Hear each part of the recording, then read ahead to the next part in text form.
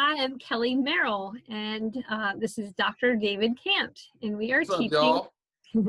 we are teaching a course for the White Ally Toolkit called Transforming Our Legacy: Anti-Racism Strategies for Descendants of Confederates and/or Enslavers.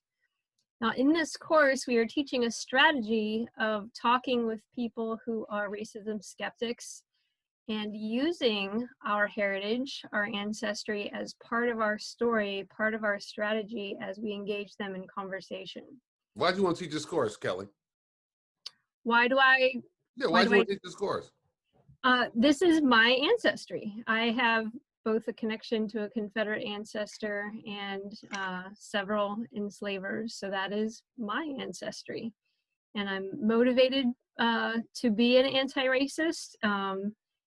And know that I have held enough shame for that ancestry that it's kept me from being honest with myself about its existence, and just how that shame shows up in me and other allies prevents us from being better anti-racists. So the reason that I wanted Kelly to do this course, I'm doing this course with Kelly, is because I think that people with that history have a particular value added in the anti-racism work. I mean, there are other populations that do too. Like, I think that white parents of colored children have a particular value added that needs to be understood.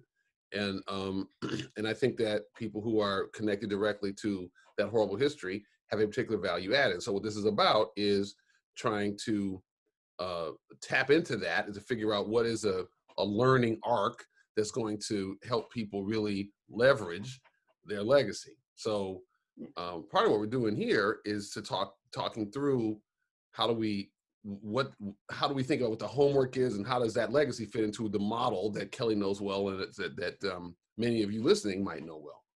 Yes. So we structured the course to, for those familiar with the White Ally Toolkit model, the race method, we've been thinking of stories where we connect, or stories where we have some level of pride in our heritage, and also stories where we have some level of shame about our heritage. Just identifying what those stories are and figuring out how to use those in the race method. And David and I have since had a conversation very recently about how we might rework a strategy for this. So tell them what your strategy was, and then my little potentially crappy or potentially brilliant add-ons to it. That the strategy was to use a version of a pride story as a connect story. So someone says, well, I'm actually proud of Southern heritage. You could say, you know what, I have that heritage too, and there's things about it that I connect with and have pride with too. And then the expand story being, and I have some shame about this because I learned this or came to understand this, and that gets to be the expand story. And then that the new spin on it, the new perspective on it, is to make it a lot more personal and about me or about the person speaking than just this idea of, ideas about what our ancestors did. So let me tell you, I want to talk about the adjustments I want to make to that. So, but first, Kelly, I want you to adjust your camera because you must not like the top of your head, because you often have the top of your head outside the frame. So we like the top of your head. All right. So, so as people who know the race method, it's the reflect, ask, connect, expand. She just explained her original vision. And after she told me that, it was my suggestion. My suggestion is that when you're using the race method with these stories, you always want to tend to come back to your expand story is your unconscious bias story. So, so whether you start out with something you're proud about in your legacy or something that you're not proud about, you want to bring it back to, and there's still racism within me sometimes, because my concern hearing the vision that she had was that you're now having a conversation that's all about, like, how do we think about history and historical narratives and family legacy, and that's like an intellectual conversation that is, I fear, is too removed from like racism now, because the core question. So I want to share my vision of what the core questions about racism are anyway. So to me, the fundamental questions in American society about race are, there's two questions and there's a corollary third question. So the first question is, can you be racist without intending to be? Right? Is racism only a function of like people with explicitly bigoted views? So that's one question, yes or no. And then, do the racial hierarchies of the past have any impact on our racial predicament right now? So whether it's slavery or Jim Crow or whatever kind of disparities that have existed in the past, do they have any impact on our racial situation right now? Yes, no. And then the corollary question is, if either of the answers to the first two are yes, does that have any moral implications for individuals or society? To me, this is really what the race conversation is about at its core. So, there are people who believe, no, you can't be racist without intending to be, and no, the racial hierarchies of the past don't have any impact on racial predicament now. It's been great for 5 decades. It's been great, right? So of course the answer is no. And then there are people who believe that the racial hierarchies of the past might matter, but you cause more problems. That maybe one of the two answers is for the first two are yes, but the answer is still no. It does, and the polling data suggests that there are people who believe that slavery matters, but there's nothing we should do. We shouldn't make any adjustments around it. So, so I guess I just wanted to say those because I think that it's important to keep track of what is the conversation we're trying to have. So my concern is that just talking about like things you're proud of in your history and things you're shameful, again, directs the conversation away from the central point, which is there racism now, right? Is there racism now that has implications for us? So what I was suggesting is that I think people have seen this enough. Let's get out of, yeah, because people want to see us. So so I think that I think that a better way of situating what you're trying to do in the conversation is you want people to never lose too much track of like, there's still racism within me. And I wonder whether that might have more implications. Is there any more within you? So how do you get there using your legacy? So this is my vision of that. So if there's things in your history that you're proud of, like what's something in your history you're proud of, Kelly? There are a lot of historical figures on my family tree. Okay, so the conversation might be something like you raise racist issue in the news. What do you we talk about monuments and maybe you're talking to somebody who has a similar history. How do you tell me you got something in your past that was part of your family lore? Oh yeah, really? That's okay, great. Well, I have something too. And then you talk about historical figures, and then you might even say, and so what I'm trying to put together is how to feel good about that when, in fact, I'm still subject to racially problematic thoughts. And you might even ask the person to help you give them advice to me about how do I put that together? Like, how do I feel good about that when I still have this issue? Because to me, you never want to get too far away from like, I have racially problematic views. Do you ever have racially problematic views? Even if you don't say it all the time, right? Because you don't want it to because otherwise the whole thing becomes some other theoretical conversation about the nature of sociology, history, and narrative. When what you're really trying to do is to get to those questions of, is there racism now that matters within us?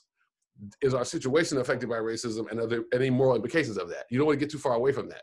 So that is that's how you might use that's one example of the way you might use your pride story. So what's a shame story, a shame situation a situation in your family history that you're shameful about?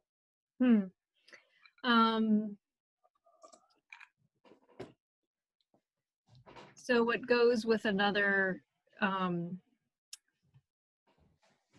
so I'll take back my previous pride story and replace it with this one. Okay, you can withdraw. That's fine. My grandfather lost his mother when he was 12. And so he ended up being raised by a Black woman who the family called Aunt Mealy. And he felt very close to her and ended up having very close relationships with other Black people, probably because he had been so close to her. My father has memories of crawling up in her lap and having story time with her.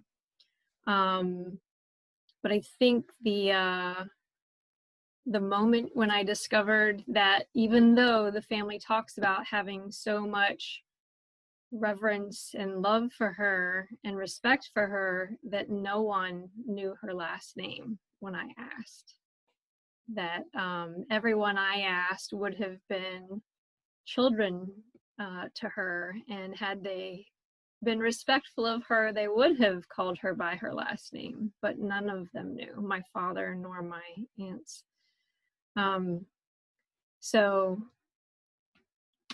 that demonstrates to me how racism is showing up in my family, that this person that we cared so much about and revered so much, and that there are family stories about, no one knew her name. Okay, got it. So that's clear. So now, what is one of your go-to unconscious bias stories? This is what's a nugget of it. Recently, I was picking up some mask supplies at a friend's house who I hadn't been to before, and I was just following the blue line to get there. And as I was in this neighborhood, I wasn't really sure where I was in my nearby city of Richmond. And on my way back to the car, a Black 12-year-old boy rode by on his bicycle, and I thought, oh, I wonder what I'm near.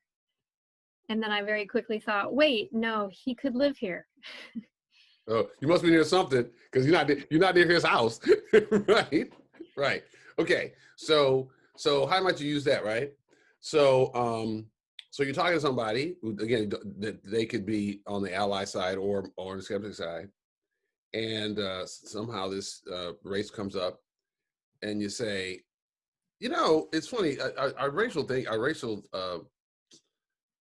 situation racial predicament is so interesting. Like, it turns out, let me tell you about this thing from my family. And you tell them about Meili and all that. And you say, and sometimes I wonder how this fact that in my family legacy, there's this history of kind of having a kind of demeaning Black people, and how that affected my grandfather, how that affected my father, how that affected me. Because I noticed that sometimes within me, like I sometimes have these weird thoughts that don't seem to make sense to me. And for example, I was picking up a mask, blah blah blah blah. So you tell an interesting story that in this case you have shame about, but it's you wonder. I love the way you always taught, Kelly, that there's the value of the I wonder, right?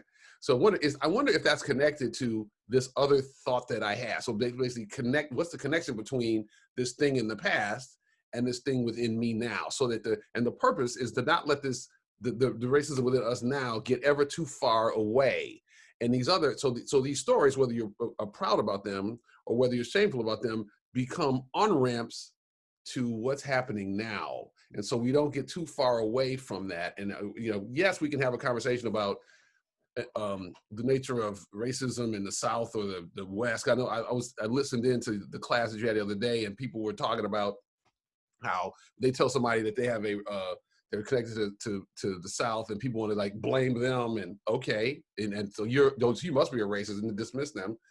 And I think that that's unfortunate people do that, but I think that let's not forget the point. The point is to use all of that to have a conversation about what's racism now, how does it exist, including with the jumping off point that I know it exists within me. So does it ever exist within you, right? And does it ever exist within society? And you can blame me. You can do this some sort of a Jacques thing and blame you for being more racist, but that's only somewhat interesting. What's more interesting is whether we have a problem, right? So yeah, I might be more racist than you because of my background, and I'll even tell you that I still have these kind of problematic thoughts. Right. Yeah. And maybe I'm more likely to have them because of this history. You ever have them? Right. So I guess my point is that. And what you had said yesterday is don't allow this person to other you. As they say, well, you're actually the racist, then you can say, well, yeah, it probably does mean that. It probably, my heritage probably has something to do with that. Let me tell you about it. It's funny you say I'm kind of racist. I sometimes have these racist thoughts, right? And then you can also say, well, and it seems like even people, if people doing that regional thing, it seems like I've met other white people. So now I've just closed that about myself. It seems like I've met other white people who didn't have a connection to that enslaving or Confederate history, who also have racist thoughts. Because most of y'all allies have been around other people at this point who have had those thoughts. So then it's a bigger issue. So don't go for the okie doke, right? Don't let them distract you, like otherize you, and then you try to defend that. I'm subject to racist thoughts, maybe more so, maybe more likely. But it seems like it's bigger than just me. Now it's bigger than white people anyway. Like people of color have white superiority thinking. So I guess my point is that let's not lose track of the goal. The goal is to have as honest of a conversation as possible about racism in society now, and those questions with the corollary: is racism possible if you don't intend to have it? And does what we're looking at have any implications? Is the past being lived out in what we have now? And are there more implications of either of those questions? Let's not get too far away from the goal. And the way you do that is to anchor your conversation or make it always have it comes through. I sometimes have racist thoughts, and I don't think I'm the only one. Right. Great. That was a good connection for me. And I also think our heritage story being some part of this answers question number 2 also. So Tell me more about that. Do the racial hierarchies of the past have any impact on our current situation? Right. So if our heritage has a connection to the past, and then we can talk about how this is my ancestry, this is me in the now. Do you think there's a connection? Yeah. Right.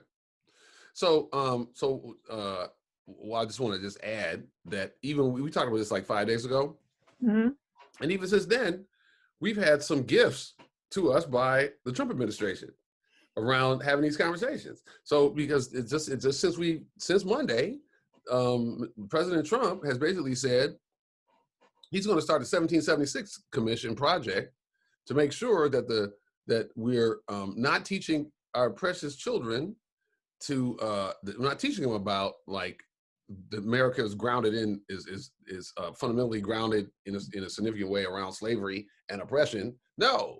It's about freedom and pride, and we're going to indoctrinate them in a different way than they're being negatively indoctrinated by all this anti-racist thinking, and so we're going to indoctrinate them differently.